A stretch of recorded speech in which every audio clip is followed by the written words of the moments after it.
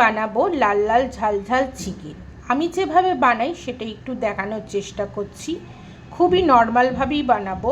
তো এখানে আমি পেঁয়াজ কুচিয়ে রেখেছি, টমেটো কেটেছি, রসুন কুচিয়ে রেখেছি। যেহেতু শুকনো লঙ্কা ছিল না তাই কাঁচা লঙ্কা দিয়েছি, আদা গ্রেট করে রেখেছি।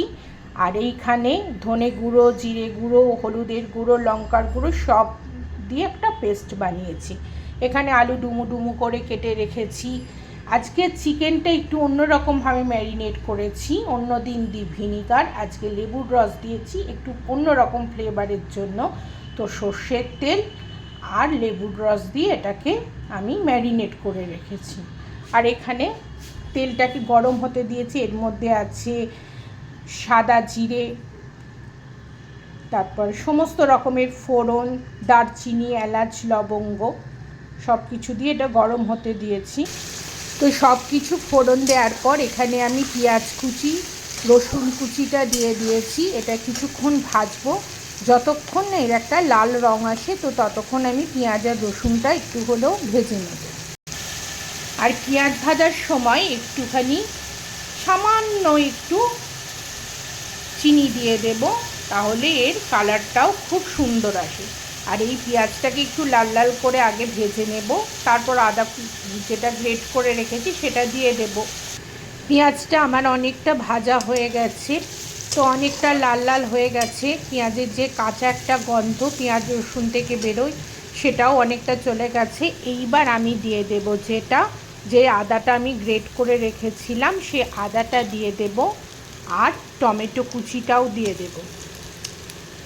তো টমেটো কুচিটা দিয়ে একটু নেড়ে নেব, সবগুলোকে একসাথে ভালো করে মিশিয়ে নেব। আর টমেটো তো একটুতেই নরম হয়ে যায়। আর দেব কাঁচা লঙ্কাগুলো, যেহেতু আমার কাছে শুকনো লঙ্কা আজকে ছিল না তো কাঁচা লঙ্কাটাই আমি দিয়েছি। তো এটাকে একটু ভেজে নেব যতক্ষণ না টমেটোটা নরম হয়। আর তার মাঝখানেও আমি নুনটা দিয়ে দিয়েছিলাম। তো পেঁয়াজ, আদা, রসুন, টমেটো সব অনেকটা ভাজা ভাজা হয়ে গেছে। এর মধ্যে যেটা আমি পেস্ট করে রেখেছিলাম যে মশলাটা সেটা এবার একসাথে দিয়ে দেব।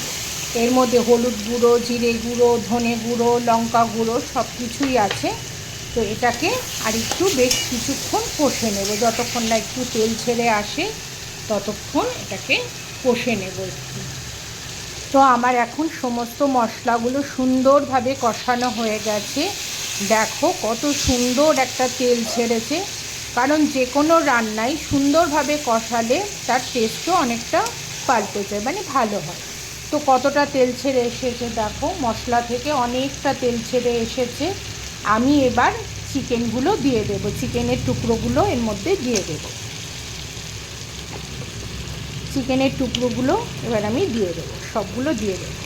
দিয়ে আরও বেশ কিছুক্ষণ এটাকে আমি কষাবো, কারণ মাংস যত কষানো হয় টেস্টটা আরও তত ভালো হয়।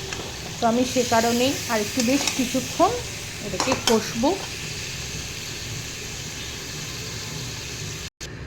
এবার চিকেনটা দেওয়ার পর এবার যেটা আমি করব, আলুগুলোকেও দিয়ে দেব। কিন্তু অন্য দিন আমি আলুগুলোকে ভেজে নিই, কিন্তু আজকে যেহেতু একটু অন্যরকমভাবে করব, একটু হালকাভাবে করব, সে কারণেই আজকে আমি আলুগুলোকে ভাজিনি, এমনি আলুগুলো আমি দিয়ে দিচ্ছি, কারণ কষতে কষতেই আলুগুলো সেদ্ধ হয়ে যাবে। তো সে কারণেই আমি আলুগুলো এমনিই দিয়ে দিয়েছি। রোজ অন্য দিন হলে আলুটা একটু ভেজে দিই, কিন্তু যেহেতু একটু আজকে হালকা করে করব, একটু অন্যরকম করব, তো তার জন্য আলুগুলোকে আজকে আর ভাজিনি, এমনি নর্মালি আলুগুলোকে আমি দিয়ে দিয়েছি। তো এখন বেশ কিছুক্ষণ কষবো যতক্ষণ না এটার থেকে তেল ছেড়ে আসে। তো দেখো মাংস থেকে কত সুন্দর একটা তেল ছেড়ে এসেছে।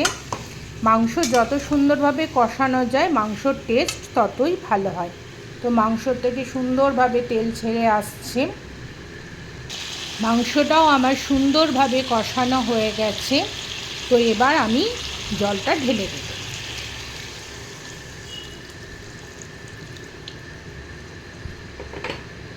এই মাংসটায় জলটা ঢেলে দিলাম, এবার কিছুক্ষণ ফুটতে দেব, তাহলেই মাংস রেডি। তো দেখো বন্ধুরা, আমার চিকেনের লাল লাল ঝোল হয়ে গেছে। আলুটাও কত সুন্দর নরম হয়ে গেছে, ভেঙে যাচ্ছে। তো আমার চিকেনের লাল লাল ঝোল হয়ে গেছে।